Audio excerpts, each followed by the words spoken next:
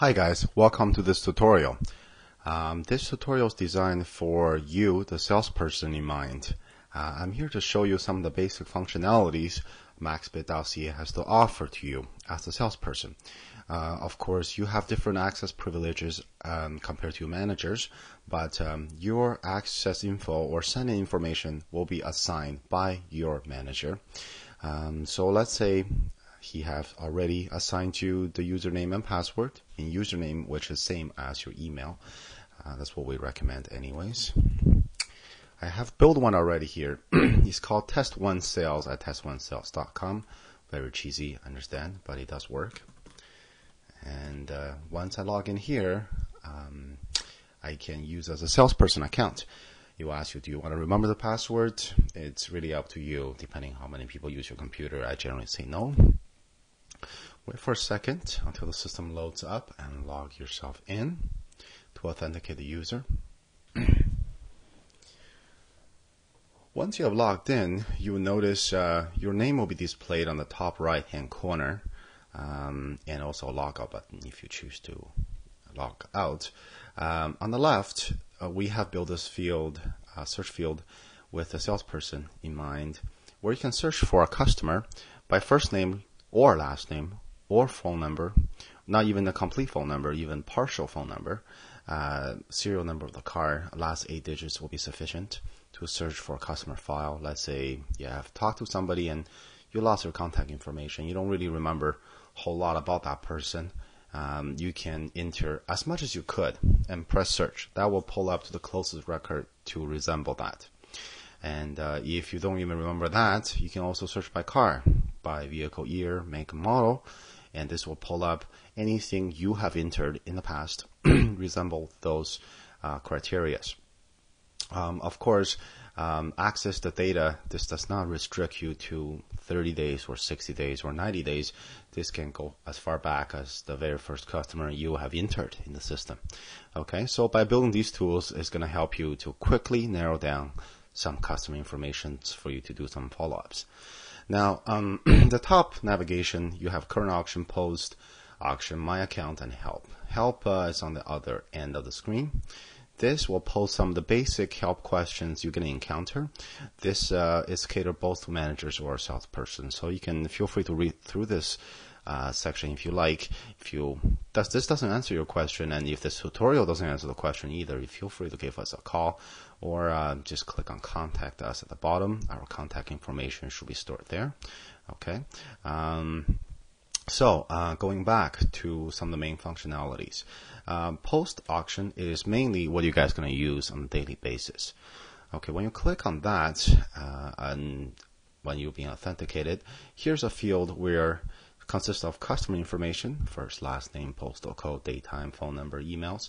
Anything with exclamation mark to the right, that means this field must be filled in before it can continue. And below that is vehicle information, year, make, model. This part has been pre-populated for you already with what we call the VIN exploder, so you don't have to pick out every single car with every single model. It's smart enough to tell you what model it is by the make of the car. Trim is important. More detail you fill in here, the better it is, more accurate it's going to be, and more money you should get when this goes on the auction block. Serial number, make sure you fill in accurately and make sure it's the right 17-digit number. Cylinders of the car, license plate, mileage. Any accident history will fall under this window here. Okay, yes or no, how much amount was claimed, where was the car damaged, what kind of title does he have, or any other details you might want to fill in, such as U.S. vehicle or anything you feel that's important to know. Below that is service history of the car. Does it have service records? Where are the records located? Or anything you like to tell the buyer, you can fill in the comment section here, okay? Fill as much information as you can. More is better than less. Below that, just to give you additional tool that we have built to allow you to upload some images of the actual car. When you hit browse, you will go to your computer C drive and to pick out the pictures you have taken for the vehicle if you happen to have a camera with you, and that will actually bring out the wholesale value even better, because when the vehicle is can be seen, it's a lot easier for somebody to judge the amount. Okay, but it's not necessary. It's as you can see here, features optional. At this time, you can select the auction timer limit. If your customer's in a rush, 15 minutes is bare minimum. You have to run the auction, and the longer terms you can have for 30. And for managers, they actually have additional tools to get you some extra growth. It's called final bidding options, and they can activate that on their end. So make sure you check mark customer have agreed to above information is accurate. And there's two buttons here. Cancel, you will reset all the fields. You have to re-enter it again, or submit and print. Once you have submit and print the form, not only you can give customer a physical copy, but this will be passed on to the managers. At that point, the manager have to verify the information is accurate and post the auction live to the network. So remember, by you pressing this button does not activate this auction. Only a management security clearance can. Okay. So if you're wondering why your auction hasn't been returned, that's most likely your manager haven't post the auction to the network yet. Okay. That covers the post auction field. When the auction is posted, you can actually view it through the current auction window. And because you haven't been approved for anything, there's blank right now. But if the management have approved the posting, you will be able to see your car information listed in this field here.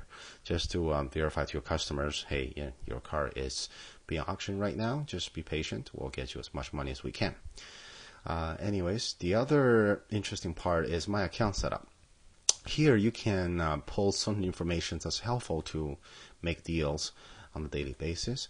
One of them is market analysis for a vehicle. You can fill in the year, make, and model of a car. Once again, you don't have to fill in every single field, but as much as you can. That will bring you an analysis report of a closest selection cars that you have made compared to the cars that sold through the auction in the past.